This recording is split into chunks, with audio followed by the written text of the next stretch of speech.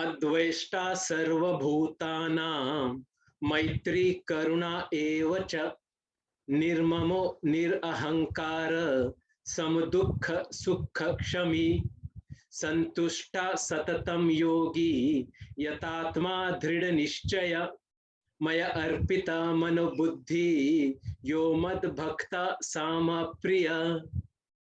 आज हम चर्चा करेंगे योगी सखा से कि किस तरीके से हम दोस्ती को या फ्रेंडशिप को समझ सकते हैं एक आध्यात्मिक आयाम से। मैं स्वागत करता हूं Yogi Sakha ji. How are you today? कैसे हैं आप? I am fantastic, thank you very much. बहुत शुक्रिया कपिल। मंत्र से स्टार्ट करना चाहता हूँ, एक श्लोक से। और जिस हिसाब से मैं अपने टॉक्स देता हूँ हमेशा जो शुरुआत रहती है मंत्र से होती है, तो एक मंत्र श्लोक उच्चारण करता हूँ। आप सुन सकते हैं या आपको अगर आता है तो दोहरा भी सकते हैं।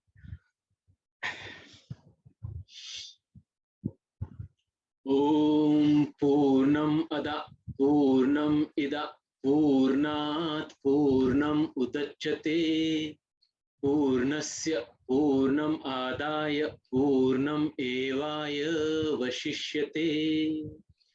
ओम शांति सच्चित् आनंदाय नमः। Very peaceful. यस, तो देखो, आपके सवाल की तरफ आता हूं मैं। पर मंत्र का जो है मन और त्रा, आपका जो मन है और त्रा मतलब एक्सपेंशन, तो जो भी आप आपके मन को सुनाते हो जिससे आपका मन एक्सपैंड हो जाता है वो आपके लिए मंत्र हो जाता है। और लोगों ने अपना ऑपोजिट के हिसाब से करके रखा है कि जिससे उनका मन संकुचित हो जाता है तो एंटी मंत्र हो जाता है उनके लिए। पर आपको जो भी ऐसी बातें लगती है कि आपके मन का विस्तार हो रहा है, उत्थान हो रहा है, तो वो आपके लिए मंत्र बन सकता है। जरूरी नहीं कि संस्कृत के हिसाब से आपको उसकी जानकारी हो, पर संस्कृत में पूरा एक साइंस बेस्ड उसका विश्लेषण किया गया। तो आपके सवाल की तरफ जो आते हैं, आपने कहा कि आध्यात्मिक दोस्ती, यस, और गीता उसके बारे में क्या कहती है। वैसे गीता देखा जाए तो आध्यात्मिक जीवन के बारे में बताती है, उसमें दोस्ती एक आयाम है। और अध्यात्म से देखने का जो नजरिया है, जैसे हमने कल बात की थी अपने पहले वीडियो में, कि अध्यात्म अध्ययन आत्मा का, अपनी आत्मा का अध्ययन, इसे अध्यात्म कहते हैं। बहुत ही कम लोग रहते हैं जो अपनी आत्मा का या मैं कौन हूँ, मेरा क्या उद्देश्य है, इसका अध्ययन गहराई से करते हैं।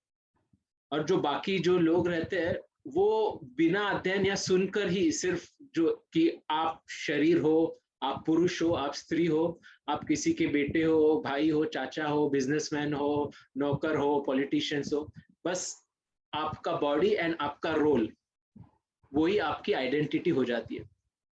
अभी अध्यात्म या गीता क्या कहती है कि आप आपके शरीर और रोल, आपकी जो भूमिका है, उससे परे हो, उससे बड़े हो। आप वो अस्तित्व हो जो शरीर के साथ या रोल के साथ जाता नहीं है। और ये कहने की बात नहीं है, आप इसको ध्यान से अगर समझेंगे, विश्लेषण करेंगे, तो आपको पता चल जाएगा कि जो शरीर बचपन में इतना था वो अब इतना हो गया। जो शरीर और मन के साथ आप पैदा हुए थे, जिसमें काफी भूमिकाएं, रोल थी, आपको एक किसी का पुत्र बताया गया था, किसी का बेटा, फिर किसी का भाई, जिस हिसाब से आपके रिश्ते बनते गए, वो जो बनाए गए रिश्ते हैं जिसको बनना कहते हैं। बन्ना बन्नी शायद राजस्थान की मारवाड़ी में कुछ मैंने सुना है, राइट। बन्ना बन्नी का खेल रहता है, मतलब आप कुछ बनते हो और बनना, और उस बनने के हिसाब से आपको वो खेल खेलना पड़ता है। तो ये जो खेल है ना, वो खेलने के लिए बनना पड़ता है जी। पर हम ये भूल जाते हैं कि ये खेल है, ये लीला है। क्यों ये भूल जाते हैं? क्योंकि हमने अपने अस्तित्व को सिर्फ वो बनावटी जो बनने हैं और बन्नियां है उसमें ही सिमेट कर रख दिया। कि शरीर भी बना है, किससे बना है? जो शरीर में हम जो अन्न पानी, जो भी पंच महाभूत तत्व है, उससे बना हुआ है। जी और आपकी जो आइडेंटिटी है, आप एंटरप्रेन्योर हो, आप किसी के बेटे हो, कोई किसी की बहन है, माँ है, ये भी एक सोशल आइडेंटिटी उसको भी बनाया गया है। जी तो गीता आपको ये ज्ञान देती है कि जो आपका ये शरीर के प्रति धर्म है, जी जिससे उसकी सेहत बढ़े, उससे एक ऊर्जा, हमेशा एक ऊर्जावान शरीर रहे। आपका जी जो मन है, आपका जो रोल है समाज के प्रति और आपके मन के प्रति, जो आपका दायित्व रोल है, उसमें एक तरीके का आप सकारात्मक जो हो सके योगदान दे। जी तो वो आप तो दे ही, पर उसके साथ साथ आप ऐसे कर्म करे या ऐसे आपका काम करे कि आप बाहर फंसे नहीं। आप जब कर्म करते हो, आप जब आपकी भूमिकाओं में होते हो, रोल में होते हो, तो वही रोल आपको सोल की तरफ लेके जाए, आपको सोल क्लैरिटी दे। फ्रॉम रोल एंड गोल, गोलमाल नहीं होना चाहिए। आपका रोल और आपका गोल है, वो उसको उसको ऐसे इस्तेमाल कीजिए कि मुझे अपने बारे में अध्यात्म, मैं कौन हूँ उसके बारे में ज्यादा से ज्यादा क्लैरिटी और स्पष्टता हो जाए। तो ये थोड़ी बात करनी बहुत ही अहम होती है। अध्यात्म के हिसाब से अगर हमको कोई भी चीज में आगे बढ़ना है, खास करके जो हमें पता नहीं है, कितने लोगों को पता रहेगा कि ये सोल, जिसको एक्चुअली हिंदी में कोई ऐसे ट्रांसलेशन नहीं है, संस्कृत, ये इंग्लिश से आया वर्ड है, पर अभी लोग जिस हिसाब से समझ सकते हैं उस हिसाब से मैं उसका प्रयोग कर रहा हूँ। पर सोल जो है वो अपना संस्कृत के हिसाब से आत्मा वो नहीं है, पर फिर भी सोल इज एक्स, यानी मैं कौन हूं, मैं जानता नहीं हूँ अभी पूरी तरह से। मैं सिर्फ क्या जानता हूँ कि ये शरीर है, और मैं बिजनेसमैन हूँ, मैं किसी का भाई हूँ, बहन हूँ, माता हूँ, पिता हूँ, ये। पर ये किरदार और ये शरीर से परे जो मैं हूँ, वो कोई जानता नहीं है, और वो जानने के लिए प्रयत्न करना ही अध्यात्म है। तो आपका जो सवाल था दोस्त, जी आध्यात्मिक जी दोस्त, और गीता हमें क्या सिखाती है। तो कल जैसे हमने बात की थी, आप उसमें मैंने कहा था कि जो पहला ही योग है, जो पहला ही चैप्टर है गीता का, वो विषाद योग है, डिप्रेशन है। तो जो अध्यात्म में 99% लोग आते हैं, वो किसी चोट के वजह से ही आती है, कि उन्हें चोट लगती है। ये वही दर्द दिल है जो उनसे मिलाता है, खुदा भला करे उनका जो दिल दुखाता है। क्या बात है, क्या बात। तो जैसे शरीर पर चोट लगती है ना, जी तो हम उसको ऐसे नहीं कहते, अरे शरीर पे चोट लगी है तो चलो अपने आप ठीक हो जाएगी। होने वाली हो सकती है, पर हम कितना ध्यान रखते हैं। हमारे पैर में चोट लगी है, हाथ में चोट लगी तो दर्द होता है, चोट लगती है तो। उसी तरह से जो हमें मानसिक और जो इमोशनल लेवल पे अपने रिश्तों में, अपने संबंधों में, करियर में, बिजनेस में, पर्सनल लाइफ में जो हमें आंतरिक चोट लगती है ना, उसका विश्लेषण और उसका ध्यान कोई ऐसे नहीं करता ज्यादा। क्योंकि बाहर की चोट में आपको कुछ दिखेगा कि खून आ रहा है, सूजन हो गई है, नो हड्डी टूट गई है, भीतर आपका कोलेस्ट्रॉल कुछ बढ़ गया है, आपके पास पैमाने हैं नापने के कि भाई शरीर के साथ क्या बिगड़ा हुआ है। पर मन के स्तर पर पैमाने नहीं है नापने के। तो इसलिए जो अध्यात्म में आता है, वो ऐसी आता है कि उसको दर्द इतना महसूस हो रहा है, भीतर से संवेदनाशील हो गया है कि अभी वो सीखना चाहता है। और क्योंकि जो देखो, एक बहुत ही गहरी बात स्क्रिप्चर्स, शास्त्रों में कही गई है, या इनफैक्ट जो शास्त्र, वेदांत या वेद और वेदना, वेदना किसे कहते हैं, दर्द, वेदना में है, काफी पीड़ा में है। जी जी वेदना के साथ क्या जुड़ा हुआ है, वेद। जी वेदना के साथ वेद जुड़ा हुआ है, मतलब आपको हमेशा ये ध्यान में रखना है कि वेदना जब भी होगी, आपको उसमें से क्या लेना पड़ेगा, वेद या ज्ञान या नॉलेज लेना पड़ेगा। जी तो वेदना के साथ वेद जुड़ा हुआ है। और वेदांत जो भाग है, जहाँ पे आप अध्यात्म की तरफ जाते हो, कि आपको पता चलता है कि आप जो हो वो शरीर और मन से परे हो, तो वो वेदनाओं का अंत है वेदांत।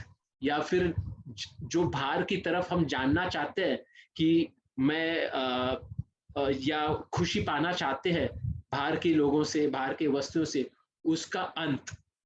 जी, तो गीता हमें यही सिखाती है कि जो दोस्त, आध्यात्मिक दोस्त है, जी, वो वो पहले अपने आप से कैसे संबंध बनाए, अपने मन के साथ क्या ताल्लुक रखे, अपने भावनाओं के साथ, अपने विचारों के साथ क्या संबंध बनाए, वो अगर उस पर ध्यान देता है कि भाई इस पर हम कैसे आगे बढ़ सकते, क्योंकि देखिए एक ही मन है ना, आपके पास दो ही हाथ है जिससे आप अलग अलग काम करते हो, खाना खाते हो, ड्राइविंग करते हो, खेलते हो, बॉडी एक्सरसाइज करते हो, दो ही हाथ है। अलग हाथ नहीं है कि खाना खाने के लिए अलग हाथ, ड्राइविंग के लिए अलग हाथ, काम करने के लिए अलग हाथ। इसका मतलब आपको, अगर आपके हाथ अगर मजबूत होंगे, अच्छे होंगे, आपने कुछ उस पर काम किया रहेगा, तो आप अच्छी तरह से काम कर सकते हो। और जी, अगर आपके, समझो आपके हाथों हाथ कमजोर हो जाते हैं या फिर कुछ हो जाता है, तो आपको फिर जो हाथ से काम करते हो उसमें भी तकलीफ होगी। जी, तो एक ही मन है जिससे हम अपने अलग अलग रोल या किरदार में जाते हैं। एक ही जी, मन है जिसका हम इस्तेमाल करते हैं एंटरप्रेनर के लिए, जी, हस्बैंड, वाइफ, मदर, फादर, जो भी रोल प्ले करते हैं। तो जी, समझो किसी ने वो मन पर ही काम नहीं किया है, जी, तो वो काम बनाने के बजाय वो मन हर काम में जाके, हर रोल में जाके वो रोल गोलमाल करके बिगाड़ देगा काम, क्योंकि एक ही मन है। जी, तो जो मन, जिसने मन को संवारने की कला या ज्ञान नहीं सीखा है, जो अध्यात्म सिखाता है, और शत्रु जो हमें लगता है बाहर है, पर वो मन को ही उसने अपना शत्रु बना दिया है। वो कभी भी बाहर अपने संबंध ऐसे स्थापित नहीं कर पाएगा कि उसे खुशी अनुभूति हो, उसे कुछ ना कुछ कमी, जलन, ईर्षा, द्वेष महसूस होगी। क्यों? क्योंकि एक ही मन है जिसकी उसने देखभाल नहीं की है। तो मैं ऐसे देखता हूँ इसको कि आपके पैरों में चोट लगी है, और आपको पता नहीं है पैरों पे चोट लगी या पैर में काटा गया है। पर आप जाते हो डॉक्टर के पास और कहते हो कि डॉक्टर, मैं जब भी चलता हूँ तो मुझे बहुत ही तकलीफ होती है। तो डॉक्टर बोलता है, आप, दिखने में लगता नहीं है कि आपके पैर में कुछ चोट है, या, पर डॉक्टर बोलता है कि अरे, आप तो ठीक है जिस हिसाब से लग रहा है। बाद में निरीक्षण करने के बाद पता चलता है कि अरे नहीं, यहाँ पे काटा था। तो आप चल रहे थे, आप अलग अलग जगह पे जा रहे थे, आपको चोट लग रही थी, आपको दुख रहा था, पर आपको पता नहीं था काटा था। वो डॉक्टर बोलता है कि यहाँ पे काटा था इसलिए दुख रहा था, आपको जूते डालते हुए चोट लग रही थी, आपको लगता है कि मेरे जूते के साइज खराब हो गया है, जूते में खराबी है, आपको चलते वक्त चोट रही थी, आपको लग रहा था कि ये सड़क खराब है, या फिर ये खराब है, वो खराब है, आप बाहर की चीजों पर फोकस कर रहे थे कि, या उनको ब्लेम कर रहे थे कि इसके वजह से मुझे चोट लगी है, दर्द हो रहा है। पर आपको पता चलता है कि पहले से ही आपके पैर में काटा गया है, उसके वजह से आप जहां भी पैर रखते हो आपको दुखता है। उसी तरह से पहले से ही मन में हमने बहुत सारे कांटे लगा रखे, पर लगता क्या है कि मुझे इससे दुख मिल रहा है, मुझे उससे दुख मिल रहा है। और जब कोई गीता का सहारा लेता है, अध्यात्म का सहारा लेता है, तो वो जो मन जो ग्रसित है, जो जिसमें बहुत सारे कांटे घुसे हुए हैं, कैसे ज्यादातर रहते हैं कि मुझे सब चाहिए, मुझे मुझे स्पेशल दिखना है, होना है, और जितना हो सके उतना स्पेशल दिखना है, होना है, इसलिए मुझे लोगों को थोड़ा कम दिखाना पड़ेगा। तो वो जो भाव रहता है कि मुझे स्पेशल दिखना है और लोगों को कम दिखाना पड़ेगा, या फिर मुझे कुछ ना कुछ करके बड़ा होना पड़ेगा, पैसे कमाकर, नाम शोहरत पाकर, और ऐसे महसूस करना पड़ेगा मेरे आप की I am worthy of something. तो वो जो कांटे हैं ना, वो अध्यात्म से ही हमें पता चलता है कि ऐसे कांटे लगे हुए जो बाहर से भले ही हमें लगते हो कि दुनिया दर्द या चोट दे रही है, पर वो हमने ही अपने आप में लगाए रहते हैं।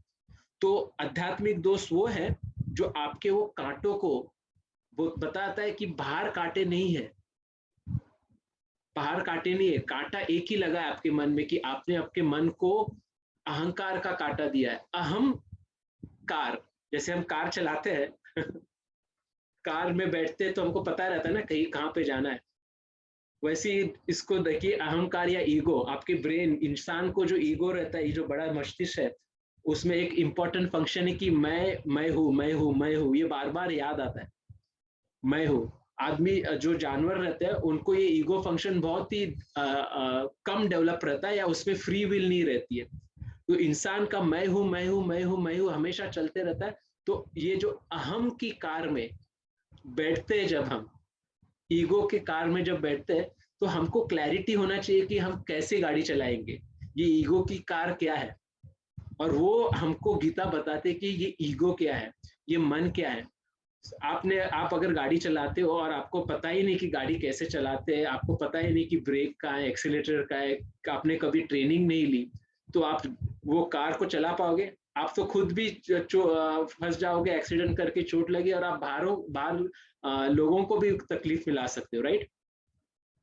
तो सोचिए कि कितनी तकलीफ में लोग जीते रहेंगे अगर उनको ये गीता का ज्ञान नहीं रहेगा, और कितनी तकलीफ में वो लोगों को लाते रहेंगे जी अंधाधुन अहंकार में वो गाड़ी चलाते हैं। तो जी ये बात जो आपने कही थी, इसको मैं यहाँ पर कंक्लूड कर सकता हूँ कि गीता जो है अध्यात्म के बारे में, दोस्ती के बारे में यही बताती है कि पहले आप खुद के दोस्त बनो। जी आपके मन को जो है ऐसे समझने की कोशिश करो कि कोई दोस्त समझ रहा है, जी क्योंकि शत्रु नहीं समझता। शत्रु से बदले की आग से आपको तहस नहस करना चाहता है, या आपका इस्तेमाल करना चाहता है, इस्तेमाल करके खुद ही सुख भोगना चाहता है। पर मन को समझो कि उसका सच में सुख कहाँ पे हो, उसको चाहिए क्या। उसको बाहर की चीज का एक्साइटमेंट नहीं चाहिए, समझे? जी जी क्योंकि वो एक्साइट होता है, उसने उसको एक्साइटमेंट को फुलफिलमेंट मान लिया है, उसने जी उत्तेजना को सुख मान लिया है। जी पर वो उत्तेजना, एक्साइटमेंट एक्चुअली जब सेटल हो जाती है, नॉर्मल हो जाती है, तभी जी वो मन प्रसन्न होता है। क्योंकि सब जब चीजें नॉर्मल होती है ना, तभी बॉडी में हेल्दी बैलेंस रहता है, तभी उसको जी हेल्थ कहते हैं।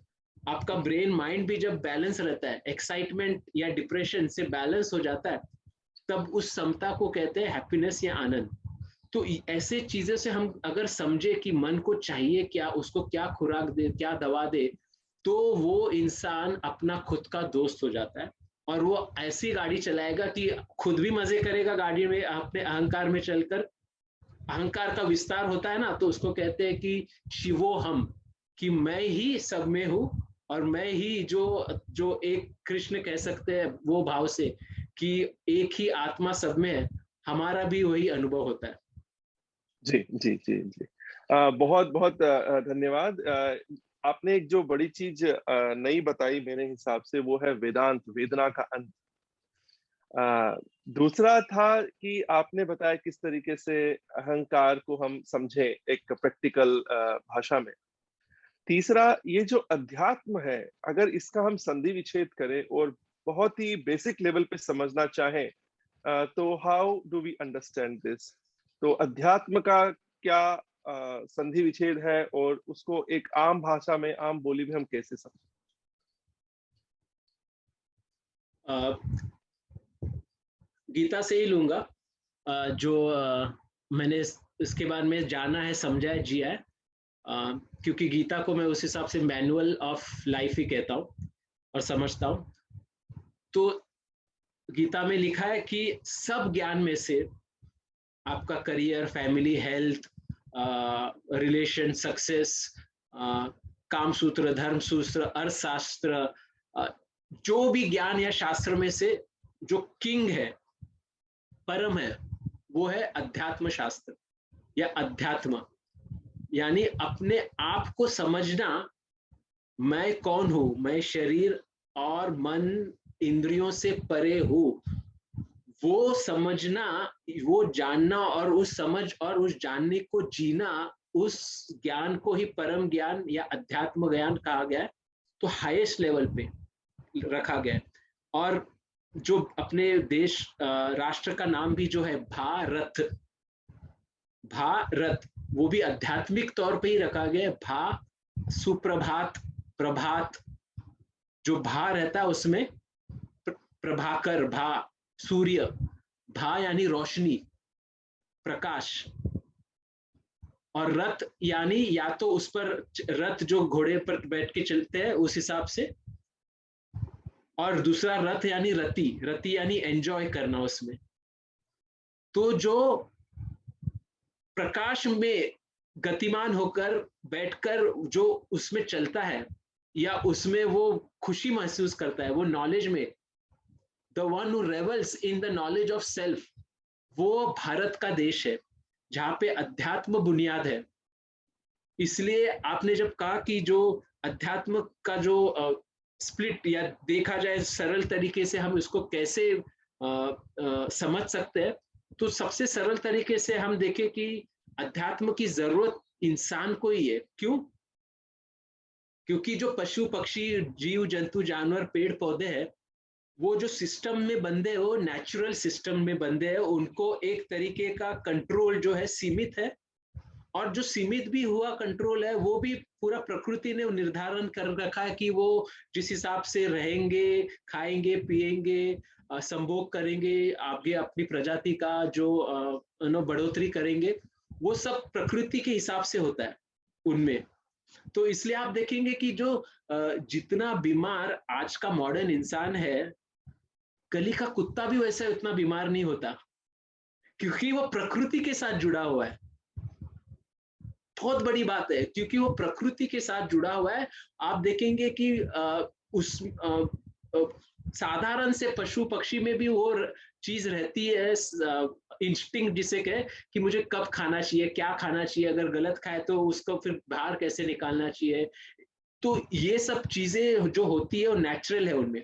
पर इंसान को जो एवोल्यूशन, जो रीढ़ की हड्डी अपनी सीधी हो गई, अपना दिमाग जो इतना बड़ा हो गया, और उसमें अलग तरीके के फंक्शंस आ गए, जो हम सोच सकते हैं कि मैं जो हूँ वो कुछ हूँ जो अलग है सबसे।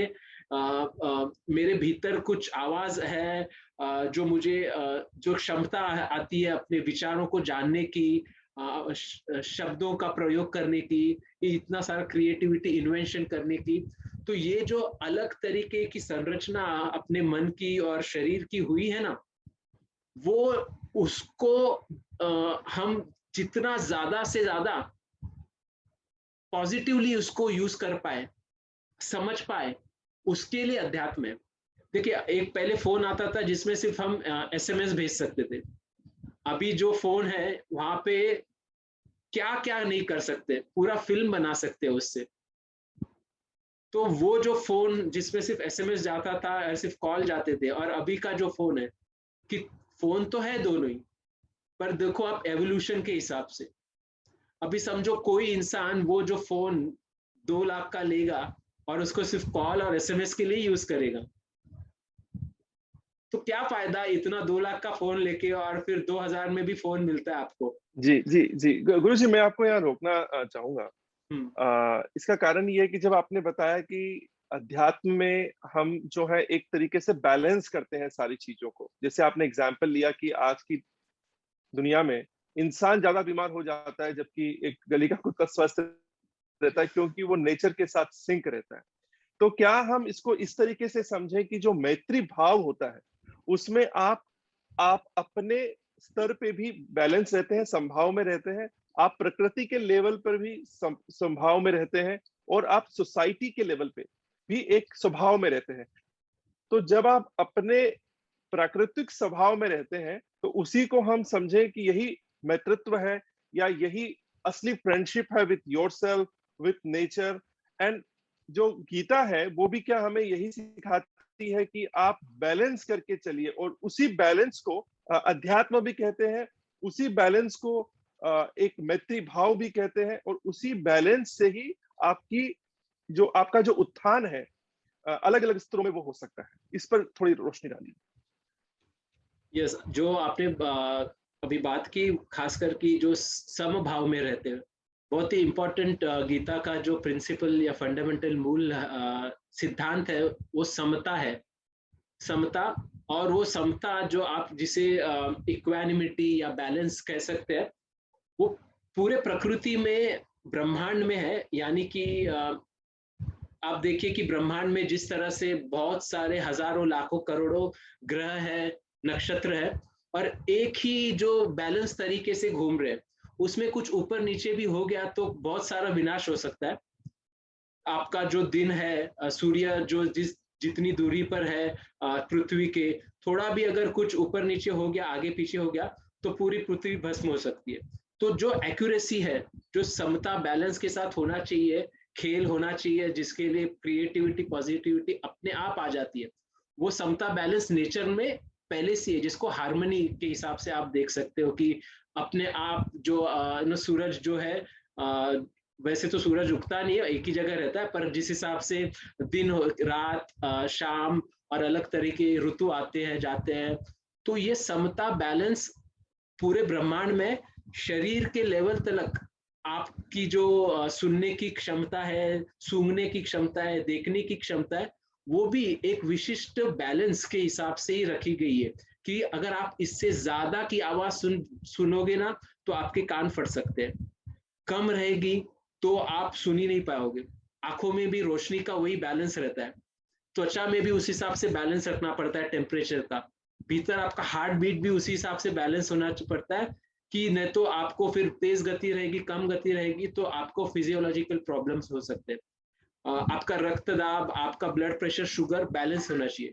तो आप, मैं ये बातें क्यों समझा रहा हूँ ब्रह्मांड से लेकर इस पिंड तक, क्योंकि ब्रह्मांड में जो समता है वो is the reflection of the same समता इन द फिजियोलॉजिकल बॉडी। तो यथा ब्रह्मांडे तथा पिंडे, मतलब जो ब्रह्मांड में है ना, वो इस पिंड में भी है, खासकर कि मानव शरीर में जो हाईएस्ट एवोल्यूशन से बना हुआ, हाईएस्ट मैकेनिज्म, हाईएस्ट प्रोडक्ट कह सकते हैं और मैनिफेस्टेशन कह सकते हैं ऑफ द यूनिवर्स।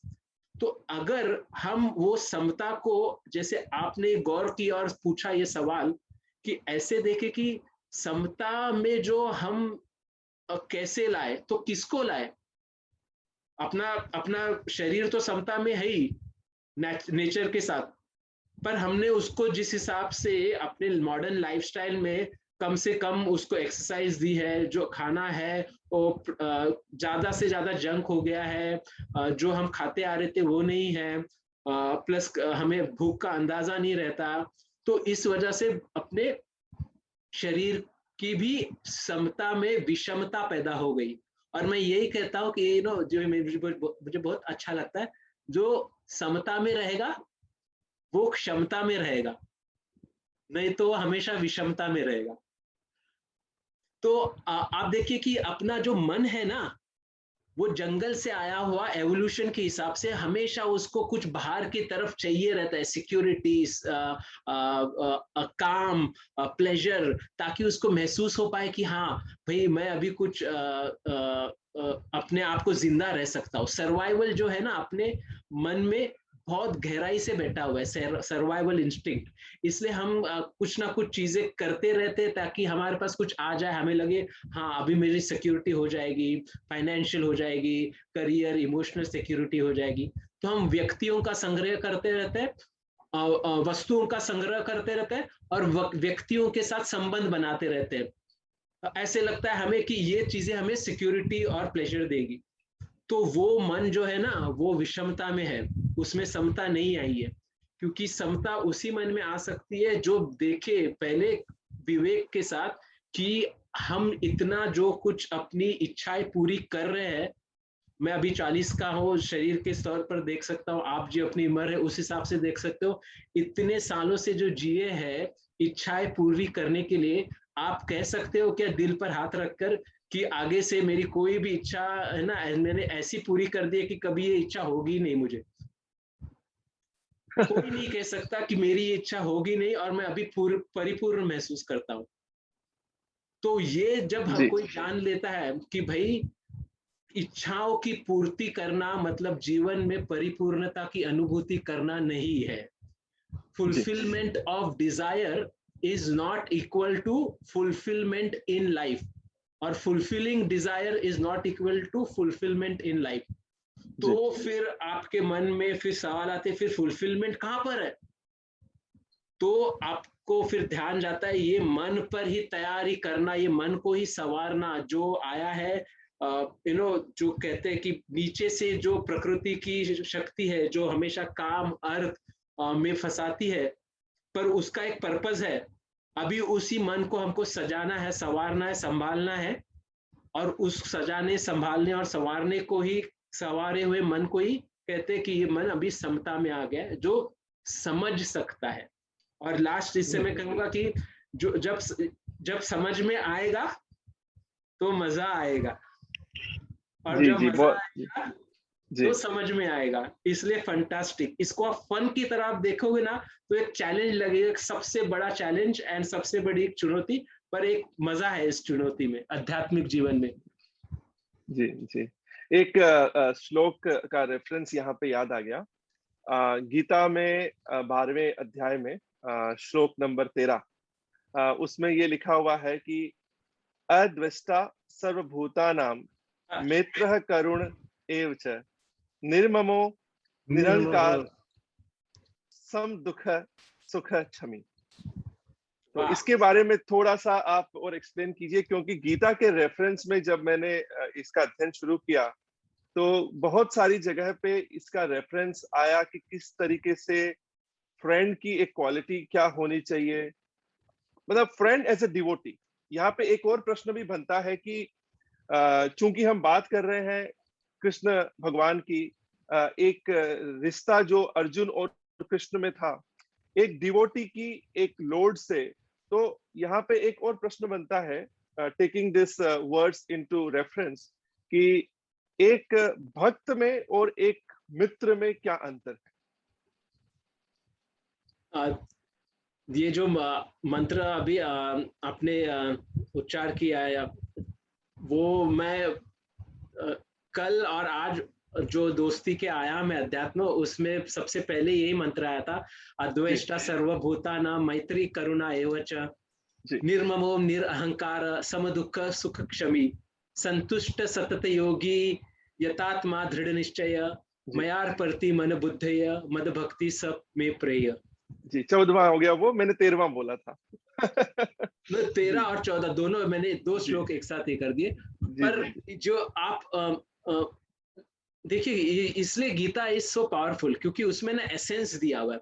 और एसेंस मतलब क्या, घी के हिसाब से रहता है। घी जल्दी ज्यादा पचता नहीं है लोगों को, उसका पाचन तंत्र ज्यादा होगा, कम होगा तो घी थोड़ा थोड़े मात्रा में ही लेनी चाहिए। पर उसके लिए आपको ये भी देखना चाहिए कि आपका पाचन तंत्र भी बढ़ाए, ताकि ज्यादा से ज्यादा घी और ऐसे मक्खन पच सके। इसलिए कृष्ण भगवान को आप देखिए मक्खन खाते हुए दिखा रहे, वो मक्खन खा लेते हैं और दुनिया वाले सिर्फ छाछ पीछे रहते हैं, उसमें कुछ नहीं रहता है। तो मक्खन जो सार है ना, वो हमको इस गीता सार से ही मिल सकता है। और दूसरी बात है कि ये भी मैं कहना चाहूंगा, क्योंकि देखो हम जब किसी को भगवान मानते हैं तो उसको दूर लौट देते या दूर कर देते अपने से परे, कि वो तो भगवान है तो फिर उसके लिए तो, उनके लिए तो कुछ भी मुमकिन है, मैं तो इंसान हूँ, मैं नहीं कर सकता ये। तो इसलिए सबसे पहली बात है कि ये जो वेदांत जो है, खास करके जो ये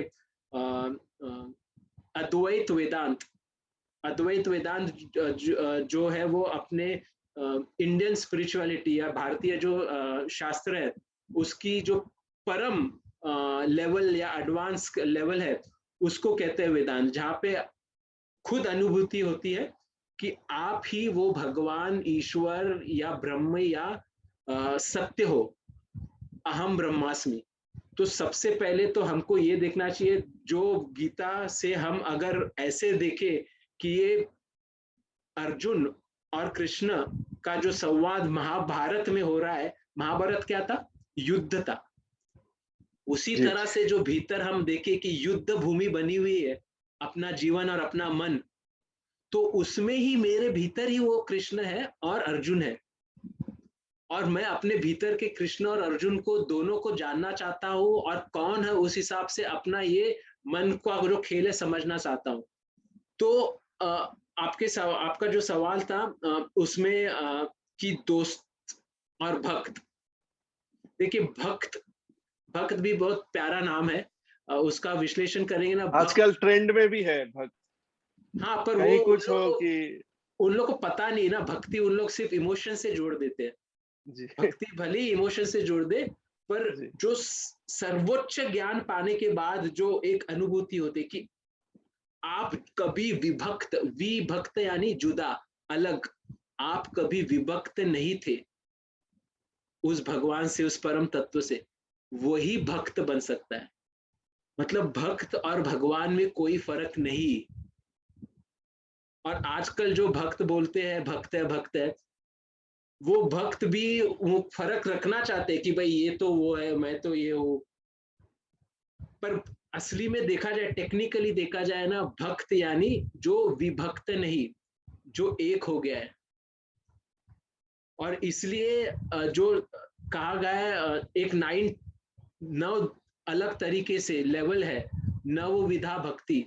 तो उसमें पूरे के पूरे तो मुझे अभी सामने सामने याद नहीं है, पर जो लास्ट के जो 2 है, लास्ट के 3 है, 2 या 3 है, उसमें जो भक्त बनने की प्रक्रिया में लास्ट में आता है वो है कि मैं कौन हूं, मैं ये जान जाता हूं। पर उसके पहले 8वीं आती है, 8वां स्टेज आता है कि मेरा रिश्ता जो है भगवान के साथ वो सखत्व का है, सखा भक्ति का है। मतलब एक रहती है दास भक्ति, जहां पे मैं भगवान का दास हूं, और उससे भी आगे की भक्ति रहती कि मैं भगवान का दोस्त हूं, भगवान मेरे दोस्त है। और अंतिम रहता है कि मैं हूं ही नहीं, सिर्फ वो है।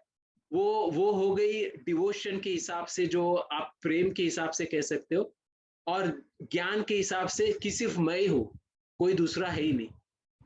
तो आप देखिए कि भक्ति और दोस्ती आध्यात्मिक तौर पे अगर देखा जाए तो भक्ति आपको तो होना ही पड़ेगा, आपको भक्त तो होना ही पड़ेगा, इसका ना उसका तो भक्त होना ही पड़ेगा आपको।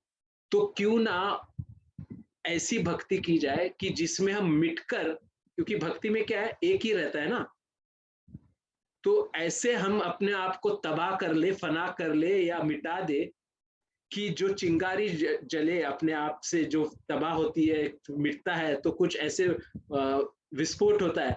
वो विस्फोट इतना उजाला, इतना प्रकाश, इतना ऊर्जा निर्माण करे कि उससे पता चले कि भाई वाह, मजा आ गया। तो भक्ति यानी अपने आप को, अपने अहंकार को खास करके मार मिटने की जो कला है, उसे कहते हैं।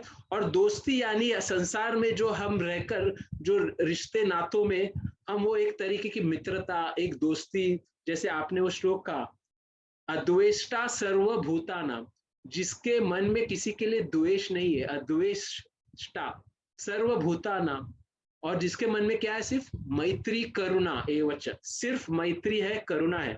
क्योंकि उसने देखा है जिंदगी, अगर कोई ऐसे जीता है जिसने अपने मन पर काम नहीं किया है, तो विचलित रहेगा, अपने आप को हीन भावना में मानेगा, उसका कभी मन प्रसन्न भी रहेगा तो दुख रहेगा कि प्रसन्नता आई है तो आगे समय जा भी सकती है, भरोसे लायक नहीं रहेगा खुद भी और दूसरों के लिए भी।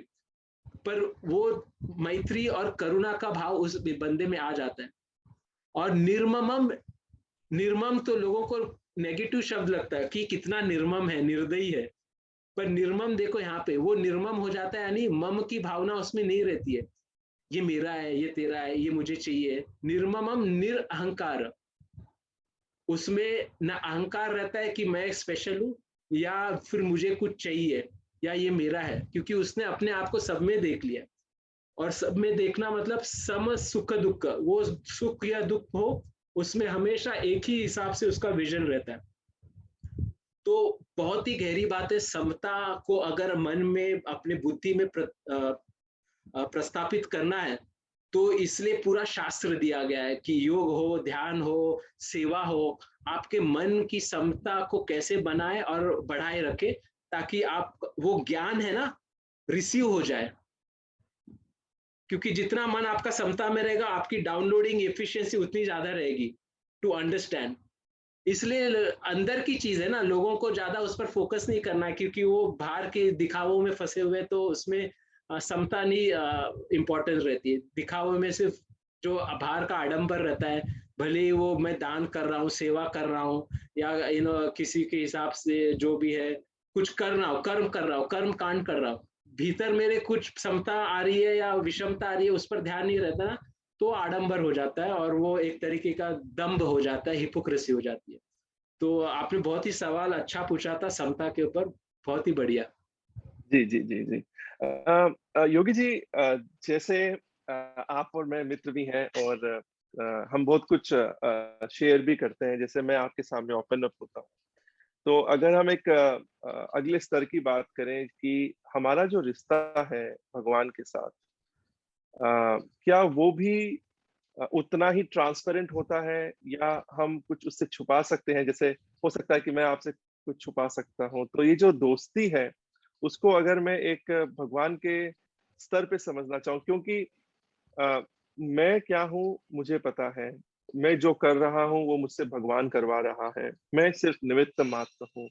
तो फिर ये जो डिस्टेंस आ जाती है आप मेरे और मेरे भगवान के बीच में, वो कैसे आ जाती है? उसको किस तरीके से समझा जाए? और क्या हम और भी खुलकर भगवान से बात कर सकते हैं क्या? या ये खाली एक वन वे ट्रैफिक है कि मैं खाली बात करूँगा, भगवान वापस कुछ रिवर्ट नहीं करेंगे, या कुछ सिंबल्स मुझे दिखाई देंगे कि चलो चीज़ अच्छी हो रही है, भगवान का आशीर्वाद है। तो ये जो रिवॉर्ड वाले टेक्निक्स हैं, खाली भगवान वही यूज़ करता है और फिर मैं मंदिर जाता हूँ, मैं बोलता हूँ, "भगवान जी, मैं आपको लड्डू चढ़ाऊँगा, मैं ₹100 का प्रसाद चढ़ाऊँगा।" क्या मैं वो लालच दे रहा हूँ भगवान को क्योंकि वो मेरे दोस्त हैं? वो छोटी चीज़ है, नो डाउट। तो जिस प्रकार से हम एक रिश्ता रखते हैं दोस्त के साथ, अपने कंपेनियन के साथ, तो उस प्रकार का रिश्ता हम भगवान के साथ क्यों नहीं रख सकते? क्यों इसलिए नहीं रख सकते कि वो निर्गुण है, निर्विकल्प है, उनका कोई आकार नहीं है, या फिर वो जैसे आपने बताया अहम ब्रह्मास्मि, मैं ही क्रिएटर हूँ। तो आप अपने से पर्दा कैसे रख सकते हैं? लेकिन जब ये बात हम कहते हैं कि अहम ब्रह्मास्मि, तो जो मानसिक स्तर पे चीजें होती हैं, जैसे कि कॉन्शियस माइंड, सबकॉन्शियस माइंड, हम बहुत चीजें भूल जाते हैं, है ना? हम पाप करके कुएं में भी डाल देते हैं, हम पुण्य करके कुएं में डाल देते हैं, हमको याद भी नहीं रहता कि हमने क्या किया क्या नहीं किया। तो ये जो डिस्टेंस आ जाता है आपका आपके साथ और आपका परमात्मा के साथ, उसको हम कैसे समझें? जी, क्योंकि हमने हमने अपने माइंड को, मन को ट्रेनिंग ही ऐसी दी है कि रिश्ते जो बनाए हैं कुछ पाने के लिए बनाए, और कुछ पाना है तो थोड़ा कुछ देना पड़ेगा ना, लालच देनी पड़ेगी। तो देखिए, आपकी बचपन से ये ट्रेनिंग दी जाएगी कि माँ को भी अगर आपको कुछ देना, आपको कुछ अच्छी बातें, उनके सामने संस्कार दिए जाते हैं कि आप ऐसे करोगे तभी आपको ऐसे मिलेगा। वो एक अच्छा एक संस्कार रहते हैं, जहाँ तक कि हमें एक दायरे में बांधते हैं कि ऐसे आप बर्ताव कीजिए, ताकि आपके जो कर्म रहेंगे अच्छे रहेंगे, तो आपको उसका अच्छा फल भी मिलेगा। पर ज्यादातर लोगों का आगे जाके ये अनुभव होता है कि अरे, मैं इतना अच्छा इंसान था पर मेरे साथ ऐसे क्यों हुआ, मैंने तो बहुत अच्छे कर्म किए थे। पर हमारा ऐसे संबंध रहा है और रहता है ट्रेनिंग की वजह से, कि आपको कुछ अगर पाना है ना, क्योंकि पाना तो सबको है, जो संसार में रहते हैं, दिखता है इतना सुख है, नेत्रों से, नाक से, जीवा से, अपनी त्वचा से, शरीर से जो सुख मिलता है, मन से जो सुख मिलता है, पद की जो एक रहती है, लालसा रहती है, मैं कुछ बन जाऊं, मैं कुछ पा जाऊं, तो एक स्टेटस का जो सुख आता है, जो अहंकार आता है, वो सब जो रहता है, वो पाने के लिए इंसान क्या क्या नहीं करता है। उस हिसाब से हमको भी यही लगता है कि भगवान के साथ भी अगर हम ऐसी रिश्ता बनाए कि भाई मुझे वो कुछ ऐसी चीजें दे दे जो अभी तक मुझे संसार से तो मिली नहीं है इन लोगों से, तो भगवान के पास जाता हूँ कि ऐसी चीजें मुझे दे दे, तो भोग लगाते हैं। वो भी वैसी रिश्ता बनाता है जैसे वो संसार में लोगों के साथ बनाता है। तो इसलिए 4 कैटेगरी दिए गए हैं गीता में ही, कि कौन से लोग मेरे साथ कैसे संबंध बनाते हैं। तो पहला कैटेगरी के लोग हैं जो हमेशा बेचारे रोते ही रहते हैं कि मुझे ये छुटकारा दे दो इनसे, ये करा दो, वो करा दो, बहुत मेरा लोन बढ़ गया है, मेरी बीवी, मेरा पति, मेरा ये बहुत मुझे तकलीफ देते हैं, तो मेरा इनसे छुटकारा करा दो। तो ये बहुत ही दुखियारे लोग रहते हैं, वो आते हैं उनके पास। दूसरे रहते हैं कि जिनको बहुत सारा पैसा चाहिए, पावर चाहिए, कुछ ना कुछ स्टेटस चाहिए, राज करना है, तो वो मांगते हैं उनसे, भगवान से, मुझे ये दो, मुझे वो दो, ताकि मैं और शक्तिशाली हो जाऊं, और सामर्थ्यवान हो जाऊं, और वैभवशाली हो जाऊं, और स्पेशल हो जाऊं। तो वो भी मेरी आराधना करते हैं, पूजा करते हैं। वो उनको भी भगवान, या फिर जो कहे आप भगवान का यहाँ पे एक अर्थ आप साइंटिफिकली, टेक्निकली देखना चाहते हो, तो लॉस के हिसाब से दीजिए, समझ के हिसाब से दीजिए, या फिर जो प्रणाली, जो तंत्र इस पूरे विश्व को, संसार को चला रही है, उसको आप कह सकते हैं, वो धर्म को या फिर वो फंडामेंटल लॉ को भी आप भगवान के हिसाब से देख सकते हैं। तो वो भी मिल जाता है उसको ज्ञान के द्वारा। तीसरे रहते हैं वो जो कुछ जानना चाहते हैं कि भाई ये चल रहा है, ये इतना बड़ा खेल मुझे चाहिए, इसे चाहिए, इसको देना है, उसको देना, थोड़ा मैं जानना चाहता हूँ कि ये भाई क्या है, क्यूरियोसिटी, मतलब पूरी तरह से नहीं, ये क्या चल रहा है। तो ऊपर ऊपर अंदर अंदर वो अपना मांग चालू रखेंगे, अपना खेल वो अपना जो है संसार का चालू रखे, पर ऊपर ऊपर से थोड़ा जानने की कोशिश करें ये क्या चल रहा है। तो वो भी भगवान के हिसाब से उनके पास आते हैं कि भाई ये क्या चल रहा है, थोड़ा मुझे सीखना है। तो आते हैं उस हिसाब से, उनको रिश्ता बनाते हैं उनके साथ। तो लास्ट में भगवान कहते हैं कि जो लास्ट का फोर्थ कैटेगरी का बंदा रहता है ना, या फिर लोग रहते हैं, उसको ज्ञानी कहते हैं, क्योंकि वो भगवान को ही जानना चाहता है, और भगवान को ऐसे जानना चाहता है कि मैं भगवान से अलग नहीं हूं। ये जो लास्ट के कैटेगरी को जो जानना चाहता है, मैं भगवान से अलग नहीं हूं, मैं ही जो हूँ वो भगवान का एक रूप है इस शरीर में, भगवान ही इस सब जगह है, सिर्फ ईश्वर है और कुछ नहीं है, ये ही मुझे जानना है।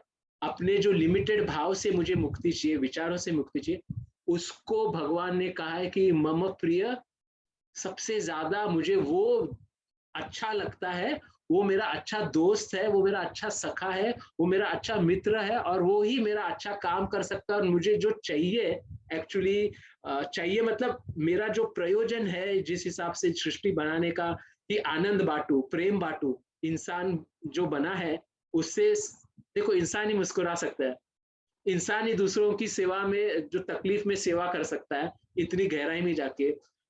तो वो जो है वो सिर्फ ऐसी बॉडी माइंड से हो सकता है जिसने ये समझ रखी है कि जो भी सबके सुख में अपना सुख देखे, दूसरों के दुख में अपना दुख देखे।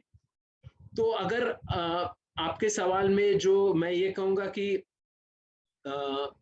उसका मूल या एसेंस ये है कि हम जब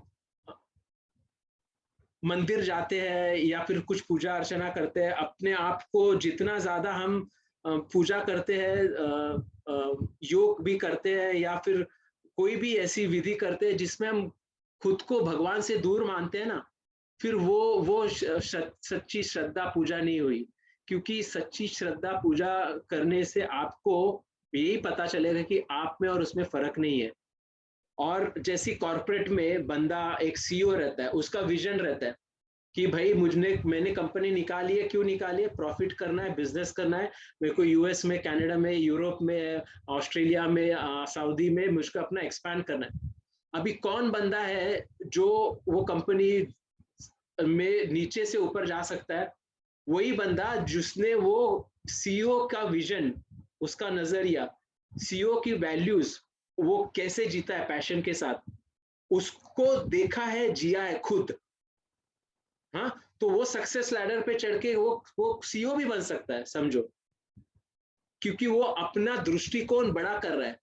बल्कि जिनको सिर्फ पगार चाहिए, सिक्योरिटी चाहिए, उनको कंपनी के सीईओ से कोई ये नहीं है, ताल्लुक नहीं है कि उसका विजन क्या है, उसका पर्पस क्या है, क्यों कंपनी बनाई है।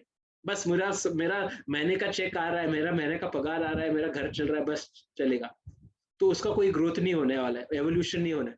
उसी तरह से जब हम समझना चाहते हैं ये भाई ब्रह्मांड, क्रिएटर, यूनिवर्स जिस हिसाब से जो बनाया गया है, उसका विजन क्या था, उसका पर्पस क्या था, तो we are directly trying to understand the CEO और द यूनिवर्सल गॉड, क्रिएटर, जो भी आप कह सके, उसका नजरिया हम देखना चाहते हैं, उसके वैल्यूज के हिसाब से हम अपने आप में आत्मसात करना चाहते हैं। और तभी उस हिसाब से आप वो करते करते करते आपको खुद पता नहीं चलता, अरे वाह, वो तो मैं ही हूँ। आपका ऐसा प्रमोशन, एवोल्यूशन हो जाता है। बहुत ही इसमें फन है, बहुत ही मजा है, बहुत ही इसमें एक चैलेंज के साथ साथ एक एडवेंचर है, जो मुझे लगता है लोगों को सबसे बड़ा एडवेंचर एक्सपीरियंस, थ्रिल करना है ना, तो अध्यात्म के सिवा और कुछ नहीं है। जी, जी। एक दर्शक है, वो आपसे सवाल करना चाहते हैं कि जिस तरीके से वो अपने दोस्तों के साथ खुल जाती है, बातें करती हैं, शेयर करती हैं, तो वैसा वो अपने माँ-बाप के साथ या टीचर्स के साथ या अपने खुद के भाई बहनों के साथ क्यों नहीं कर पाते? इसका आप क्या जवाब देंगे? ये गीता से संबंधित नहीं है, व्यवहारिकता से संबंधित है। हाउ हाँ, would you respond to it? देखिए, आमतौर पर तो ये देखा ही गया है कि जितना खुलकर हम दोस्तों के साथ बात करते हैं उतना शायद अपने परिवार के लोगों के साथ नहीं कर पाते। खास करके एक उम्र भी आ जाती है कि जो बातें रहती है वो भी उस हिसाब से जो रहता है, एक फासला कि मैं ऐसी बातें भी क्यों करूं, मुझे ज्ञान तो बाहर से मिल रहा है, वो भी हो सकता है। पर इसमें सबसे जो बड़ी मुझे उसका बड़ा कारण लगता है कि जो दोस्त रहता है ना, वो सच में आपको सच्चा दोस्त आपको सच में समझना चाहता है, बिना किसी आप पर एक दबाव लाए हुए या फिर जज किए हुए, या बिना आपसे एक्सपेक्टेशन किए हुए, जहाँ पे वो प्रेशर नहीं रहता है कि मैं इनसे खुल के बात करूंगा तो इन्होंने मेरे पर एक्सपेक्टेशन रखे थे, मैं इनका इतना लाडला प्यारा दुलारा बेटा हूँ या बेटी हूँ, बहुत संस्कारी, ये वो, तो मैं ऐसी बातें कैसे कर सकता हूँ, ऐसे कैसे सोच सकता हूँ। पर आपके भीतर वो समस्या छुटकारा तभी पा सकती है जब आप उस समस्या का समाधान ठीक से कर पाओगे विचारों के द्वारा, और उस अनुभव को प्राप्त करके देख पाओगे कि हाँ, ऐसे है, तभी। तो इसलिए जब हम बात करते हैं दोस्तों के साथ तो एक खुलापन रहता है, एक नॉन जजमेंटल एटीट्यूड रहता है वो उस रिलेशन में, कि मैं कुछ भी हो जाए आप बात कीजिए, I am not going to kind of see you, आपको ऐसे नजर से नहीं देखूंगा कि कितना बुरा आदमी है, कितना गंदा आदमी है, कितना ऐसे ये सोच सकता है।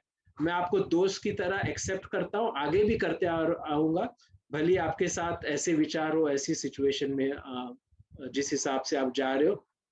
तो इसलिए वो हो सकता है, मोस्ट मेन रीजन ये हो सकता है।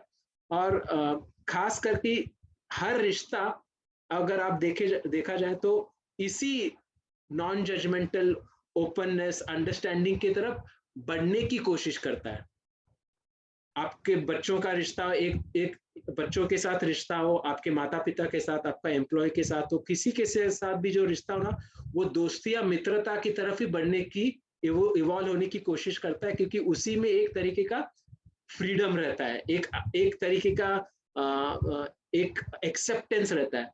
तो जो दोस्ती है ना, वो एक तरीके की मिठास रहती है रिलेशन में, जो हमें सीखनी चाहिए कि वो कैसी मित्रता घोले अपने रिलेशन में, कैसे वो माइंड रखे, जो एक ही माइंड है, मैंने कहा था एक ही माइंड सब रोल में आता है, तो वो माइंड को ही कैसे सजाए सवारे ताकि उसकी मित्रता जो है हम अपने संबंधों में भी लाए, नॉन जजमेंटल और एक ग्रेशियस एक्सेप्टेंस, ऐसी स्वीकृति जिसमें परिपूर्णता हो, जिसमें खुलापन हो, बिना कोई जजमेंट के, बिना कोई क्रिटिसिज्म जो अननेसेसरी हो, अनवांटेड।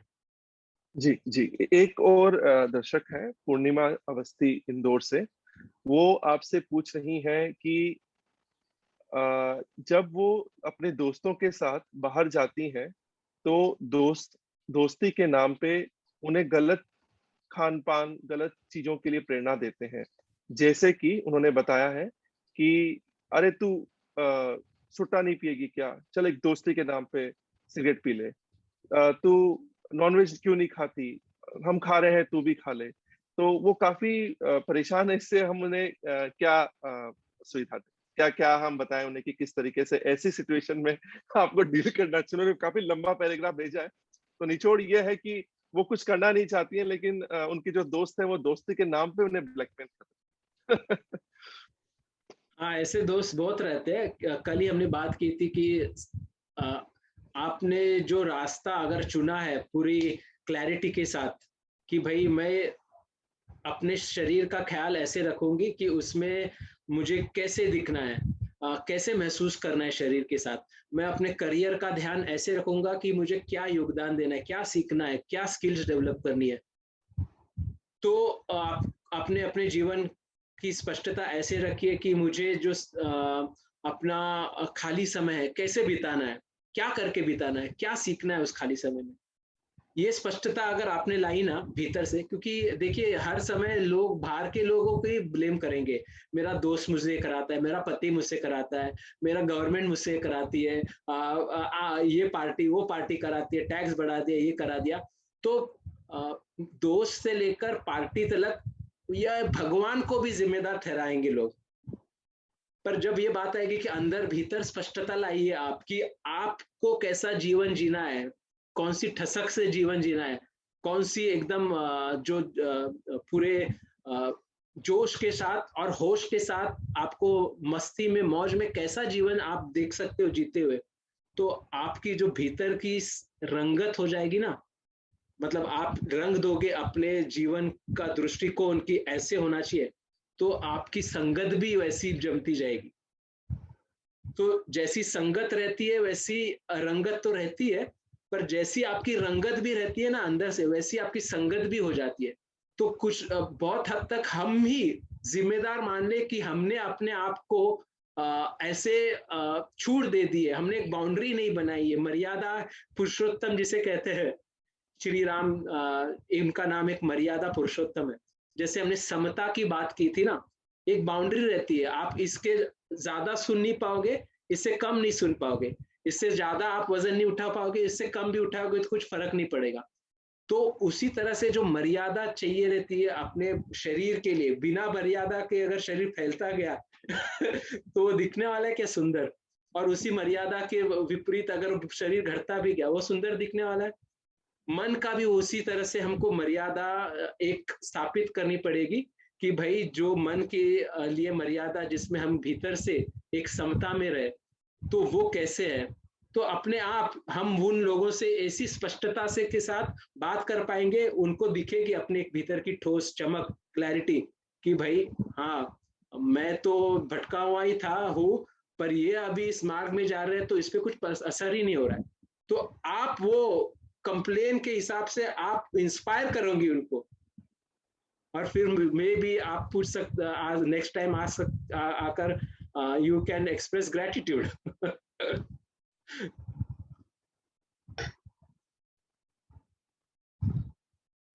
जी, एक और सवाल आया है, अभिजीत जी हैं देहरादून से।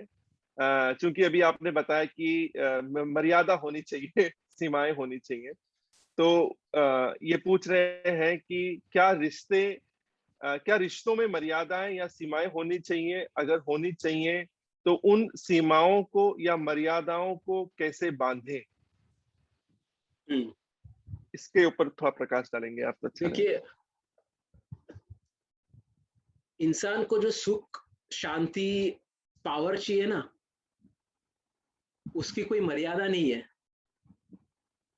उसकी कोई सीमा नहीं है। और खेल यही है कि जिसकी कोई सीमा नहीं है, जो अनंत है, उसको इस सीमित समय में, सीमित शरीर में, सीमित अवस्था में हम कैसे पाए। How to experience the infinite eternal in this finite and temporary body, mind and role, उसी कला को अध्यात्म कहते हैं। क्योंकि अगर आप देखिए कोई भी खेल, आपका फेवरेट खेल कौन सा है? खेल खेल मजा आता है। Cricket, cricket. मेरा नाम कपिल है तो वहीं से आप समझ सकते हैं। तो देखिए क्रिकेट खेल या कोई भी खेल लीजिए, मैंने आपके हिसाब से उससे एक अनुभव आप जुड़ सकते हैं, इसलिए मैंने पूछा। कोई भी खेल क्रिकेट में देखिए, क्रिकेट में तो नाम ही बाउंड्री रहता है। तो अगर आप क्रिकेट में बिना बाउंड्री के खेलोगे, जहाँ पे बाउंड्री नहीं है, यहाँ पे सीमा नहीं है कि नो बॉल की लाइन नहीं है, क्रीज की लाइन नहीं है, कितने भी फील्डर है वो आ सकते हैं, कितने भी बैट्समैन है खिला सकते हो, कोई सीमा नहीं रखी है, तो मजा आएगा आपको खेलने में? बिल्कुल नहीं, it will be random chaos. It will not be a game then. It will not be a game. Yeah, तो there उसको should be rules. Ji, ji. Sorry. तो, तो उस मर्यादा को ऐसे समझो कि मर्यादा आप पर पाबंदी के लिए नहीं है, मर्यादा आपको और मजा देने के लिए है।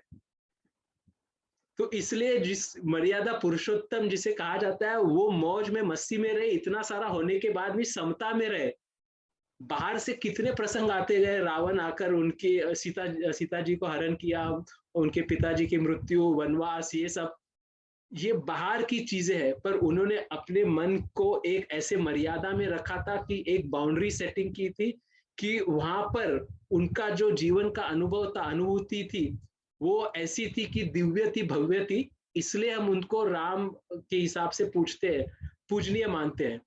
तो जैसे हमें खेल में मर्यादा चाहिए रहती है ना, हर रोल के साथ एक बाउंड्री भी होनी चाहिए, क्योंकि जिस भी चीज का आकार रहता है उसकी मर्यादा होनी चाहिए। शरीर का आकार है, आप बोले कोई मर्यादा नहीं, मैं खाते जाऊंगा, ठूसते जाऊंगा, नहीं होने वाला वैसे। उसी तरह से अपने संबंधों के हिसाब से भी उसमें हम कैसे बात करें, क्यों बात करें कि नहीं बात करें, क्या बात करें, और ये इंसान है, इसकी मर्यादा के हिसाब से उसकी मर्यादा को देखते हुए कौन सी बात करें, ये सब सोचना जो है ना, वही दिमाग का एवोल्यूशन है, मन का और भावनाओं का एवोल्यूशन है, और उसी में मजा है। तो जो सीमा में रहकर हम असीमित का अनुभव कर सकते हैं ना, वो ही हमको खेल खेलना है। पर लोगों को क्या लगता है कि they are only the body and role, उनको उनका पूरे मन में धारणा होगी कि मैं सीमित ही हूँ, इसलिए मैं सीमित हूँ, तो उसमें बाउंड्रीज और डाल दो तो वो तो छटपटाएंगे। जैसे कोई सर्कस में शेर है, उसको सर्कस में शेर रखा है ये, प्लस उसको पिंजरे में भी रखा है, पर अभी जो आपको पता चल गया, अरे भाई मैं सर्कस का शेर नहीं, मैं पिंजरे का शेर नहीं, मैं तो शेर हूँ जंगल का, और मैंने सीख भी लिया है, तो मैं सर्कस में भी मजा कर सकता हूँ, और बाहर जाके मैं अपने जंगल में भी अपने हिसाब से धार सकता हूँ। एग्जाम्पल है।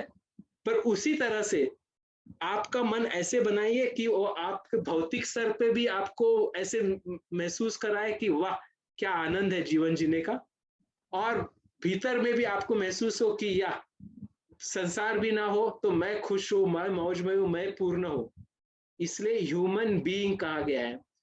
बीइंग, HUMAN, हमस, मन एंड बीइंग। मन जो है वो हमस और बीइंग के बीच में है। मन, HU मतलब हमस, हमस मतलब पृथ्वी, जड़ता, मन मतलब एक्सपीरियंस करने वाला, और बीइंग मतलब जो मैं हूं, बीइंग। तो मन को ऐसे ट्रेनिंग दे कि सिर्फ वो जड़ता का ही अनुभव ना करे, हमस का ही ना करे, उसको ऐसे ट्रेनिंग दे, योग साधना से, ध्यान से, सेवा से उसका विस्तार ऐसे करे कि आपके बीइंग का, आपका जो पूरा जो एक अनंत सीमा है उसका भी अनुभव करे। और जब वो इसका भी अनुभव करेगा तो जैसे ड्यूअल पार्टिकल रहता है, फिजिक्स में कहते हैं कि एटम जो है वो वेव भी रहता है और वो पार्टिकल भी रहता है। तो आपका मन आपको दोनों जगह, you will be kind of, कह सकते हैं, क्या इंग्लिश में कहावत है कि कुछ तो है कि both, you will be, both you will get the best of both the worlds, you will experience best of both the worlds. जी जी जी, बहुत बहुत धन्यवाद योगी सखा जी। मैं अंत करना चाहूंगा। तो एक श्लोक जो आपको लगे गीता से, जो दर्शकों के लिए काफी हेल्पफुल रहेगा, और इसके साथ ही हम उसका समापन करेंगे। Over to you. जी, क्योंकि ये दोस्ती के ऊपर हो रहा था और काफी अलग अलग पहलू हमने भी छुए, तो दोस्ती के ऊपर ही या मित्रता के ऊपर ही ये श्लोक है। अद्वेष्टा सर्वभूतानां मैत्री करुणा एव च, निर्ममो निरअहंकार समदुःख सुख क्षमी, संतुष्टा सततम योगी यतात्मा दृढ़ निश्चय, मया अर्पिता मनोबुद्धि यो मद भक्ता साम प्रिय। तो ये जो भगवत गीता का श्लोक जहाँ पे मैत्री के बारे में बताया गया है कि अद्वेष्टा सर्वभूता नाम, जिस मन में कोई द्वेष नहीं है, किसी के लिए भी द्वेष नहीं है, और उस मन में सिर्फ मैत्री भाव है, करुणा भाव है, ऐसा मन जो निर्मम, निर्मम यानी मम, मम मतलब मुझे चाहिए, मेरा है, मेरे तेरे के भाव से ऊपर हो गया है। निरअहंकार, जिसका अहंकार पूरी तरह से मिट गया है, नाश हो गया है उसके अहंकार का, और जो सुख और दुख में हमेशा सम रहता है, उसी को वो जो योगी है वो संतुष्ट रहता है हमेशा। संतुष्ट सतत योगी यतात्मा दृढ़ निश्चय, मतलब उसने दृढ़ निश्चय कर लिया है और हमेशा जो संतुष्ट रहता है, उसी को मैं अपना सबसे प्रिय भक्त और सबसे प्रिय दोस्त मानता हूँ, सखा मानता हूँ। तो ये बहुत ही प्यारा और बहुत ही गहरा श्लोक है दोस्ती, मित्रता, सखत्व के ऊपर। Perfect perfect perfect. उद्धरेदात्मानं न आत्मानं अवसादते, आत्मनो आत्मनो बंधु आत्मनो रिपुरात्मना। तो उद्धरेदात्मानं न आत्मानं अवसादते, उद्धार, उद्धरेदात्मानं न आत्मन, अपना आप का उद्धार कीजिए और अपने आप को नीचे मत गिराइए। यहाँ पे अपने आप मतलब आपके मन के स्तर का उद्धार कीजिए, अपने आप को नीचे मत गिराइए। उद्धरेदात्मानं न आत्मानं अवसादते, क्योंकि आत्मनो आत्मनो बंधु, आपका जो मन है वही आपका बंधु है, मित्र है, सखा है। और आपका जो मन है आत्मनो आत्मनो बंधु आत्मनो रिपुरात्मना, और आपका मन ही आपका रिपुरात्मना यानी आपका शत्रु भी हो सकता है। इसलिए अपने आप का, आपके मन का, आपके विचारों का, आपके ध्येय का, लक्ष्य का, भाव का जितना हो सके उतना विस्तार कीजिए, क्योंकि मन विस्तार चाहता है और जिसको जो चीज दे दी ना वो आपका दोस्त बन गया। Thank you so much. नहीं, आई एम हैप्पी कि इससे मुझे कुछ ऐसे सीखने को और शेयर करने का मौका मिल रहा है जहाँ पर this is a very lively experience. क्योंकि जैसे मर्यादा की बात की थी, वहां पे एक एक कुछ बाउंड्रीज होनी चाहिए, कुछ होना चाहिए, कुछ घर्षण के लिए। दो चीजों को एक साथ रगड़ने से ही प्रकाश होता है, या गर्मी महसूस होती है, या सब एनर्जी मिल जाती है। तो उस हिसाब से with you as a friend, as someone who is not just kind of into material living but has that interest, passion towards spirituality, knowing, understanding oneself, तो जो बरोबर के हिसाब से घर्षण जो जमा होकर एक चिंगारी बाहर आती है, प्रकाश आती है ना, it is a very new and different experience, जो फ्रैंकली स्पीकिंग मैंने ऐसे नहीं किया था वन ऑन वन के हिसाब से, क्योंकि मोस्टली टॉक्स में जो होता है it is a public kind of forum, जहाँ पे थोड़ा उनका खुद का एक रूल्स रेगुलेशंस या रहते हैं, पर दिस इज समथिंग रियली, तो I am really grateful and thankful to you. जी, इसीलिए हमने इसको फॉर्मेट रखा है जहां पर कि मेरे सवाल होंगे और आपके जवाब होंगे, क्योंकि मैं जो सवाल पूछता हूँ वो सिर्फ मेरे ही नहीं होते, बल्कि बहुत सारे ऐसे लोगों के होते हैं जो कुछ अपने सखा के साथ शेयर करना चाहते हैं। तो अगर आपको कुछ सवाल तीखे लगे तो उसके लिए I am sorry, but all this questions are from your audience, जो आपको चाहते हैं और जो जानने को उत्सुक है। Thank you once again Amit Talekar ji. Thank you.